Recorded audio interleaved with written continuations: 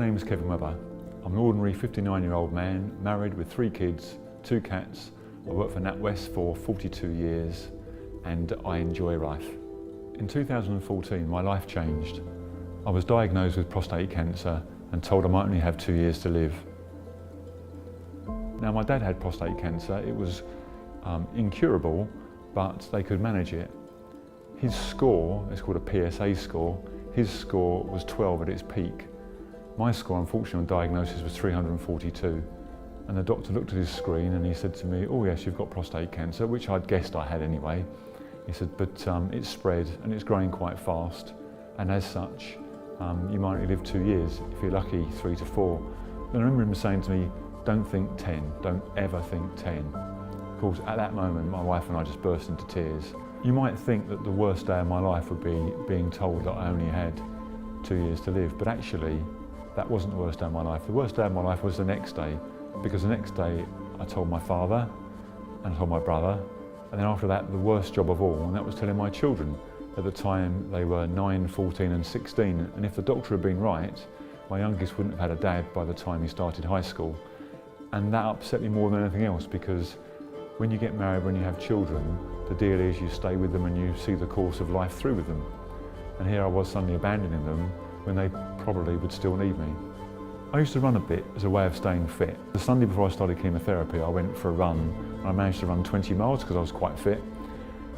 And in my back of my mind was this thought that I would never run again, because my viewpoint on chemotherapy was that it would just make me feel ill and tired and I wouldn't ever be able to go out and put a pair of trainers on again. But the day after my first chemo session, I remember looking out the window, it was January 2015, and I thought, you know what, I have a choice. I can be a victim and give up now and just let the tide come in and wash over me and drown, or I can get up and maybe build a little defence for myself and go there and try and run. So I went for a run. I only managed 3 miles. I came back absolutely shattered and feeling sick, but so elated that despite cancer, despite all the things that were going to not be in my life in the future, I could still, of a fashion, run, and I'd take anything at that point in time.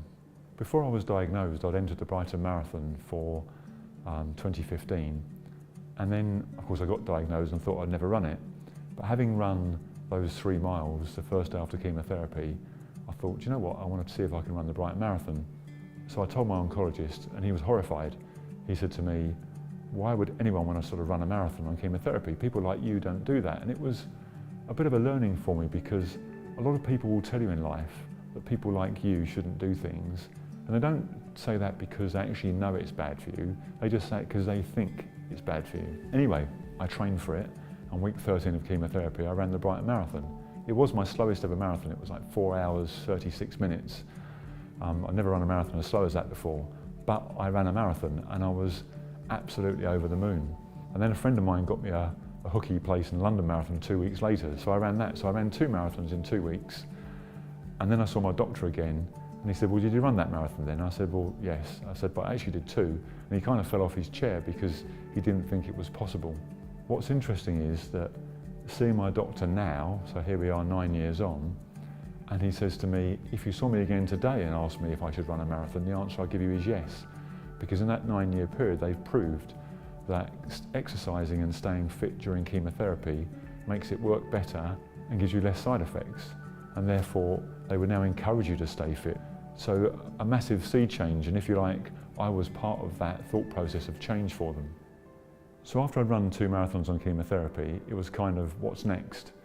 And my doctor expected me to sort of cut back my running and run sort of 5-kilometre park runs. He thought that would be a good thing to do.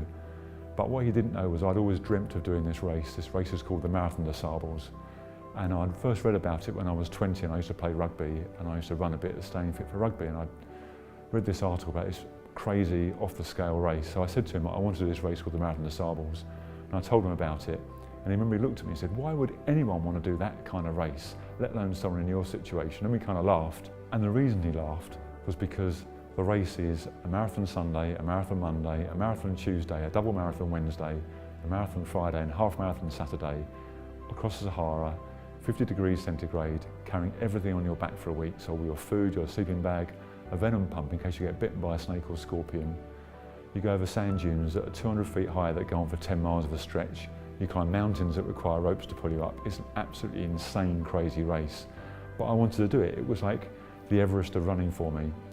So he kind of said, well, if you can train for it, you can do it. And I then spent the next year running further and further and further in the UK, doing 50-kilometre races, 100-kilometre races, just to see how far I could run.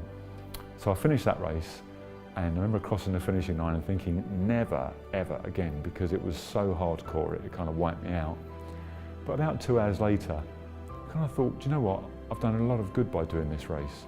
I've raised loads of money for charity. I've proved to people that just because something bad happens in life, you haven't got to give up, and you can try and maybe even achieve goals that you never thought were possible. Also for my children, you know, I wanted them to see that when the going got tough, you didn't give up. And finally, of course, I wanted a medal. You know, hey, we all like a medal, so it was good to get the bling. So after that, what do I do next? Well, I didn't want to give up now. I was absolutely had the bit between my teeth. So I've run races in Albania, Cambodia, Jordan, the Arctic, Iceland, and all these races are normally about 250 kilometres long. And I find them amazing because I've been to places I never would have been to in my life. I've met some amazing people, and I've raised a whole bunch of money for charity. And again, those things make me feel good about my life, make me feel worthwhile. I run every single day, and I run because it keeps me fit. And I know that keeping me fit will give my body a better chance of fighting the cancer every time it has another go at me, because I'm still effectively terminal. But I also run because of the solitude and the clear headspace it gives me. When I go for a run, the first 5 minutes are insane, as they are for anyone, because my body's going, what are you doing? You know, stay in bed, have another coffee, and here I am, making my heart rate go high, I'm panting, I'm getting out of breath. But then, after about 5 minutes, everything calms down, your body goes, okay, we're going for a run, are we? And at that point in time, my head clears of all my worries, it's escapism. Before I was diagnosed with cancer, I guess I wasn't a bad person. I went to work, I worked hard for my employer, I tried to be a good dad, a good husband, but I didn't really do much else for anyone else other than that. All my life was sort of filled with that. But since I got diagnosed, everything's changed. I still want to be a good dad, I still want to be a good father, I still want to do the right things for my employer, but now I really want to make a difference for anyone suffering with any kind of illness. So everything I do is to try and raise money for Prostate Cancer UK. I've now raised over £1 million for them since I was diagnosed. Every day I go out, I try and prove to people that you can still go out and run. So I post on Facebook and Instagram and all kind of websites for people with terminal illness to prove that you shouldn't give up. Because it's so easy to say, what's the point? And when I was first diagnosed, I remember thinking, what's the point of going for a run? What's the point of learning? What's the point of eating healthily? What's the point of not getting drunk? Because all I could see was 2 years of life, of which 1 year was slowly going downhill with treatments, and the second year was dying. So what's the point? But as soon as I realised I could run still, then there was a point. There was a point of looking at a magazine and reading about the new trainers or reading about better stretches. And if you can't run, it's not about running.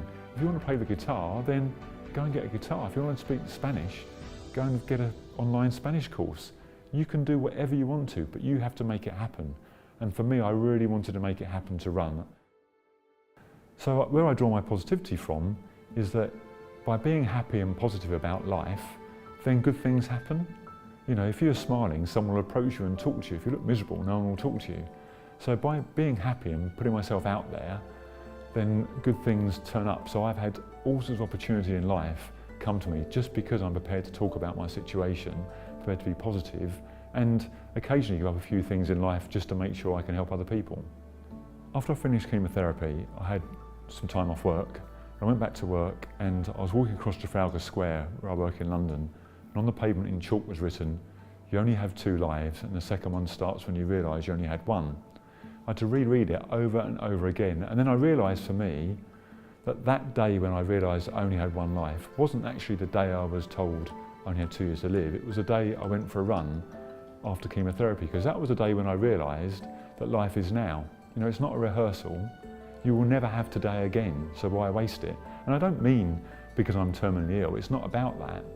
It's because you will never have an opportunity today to do the things that are available to you today again.